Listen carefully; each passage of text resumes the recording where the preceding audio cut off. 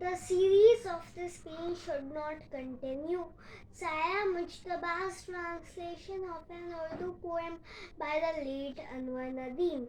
It is the only Urdu poem on the Holocaust. The magic of life and death is spread in all directions.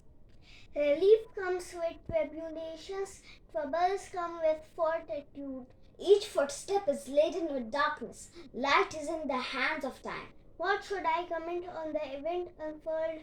A moment of false comfort. Life again in this torture cell. The day of judgment in every epoch. A bloodbath of humanity. If only one could interpret this nightmare.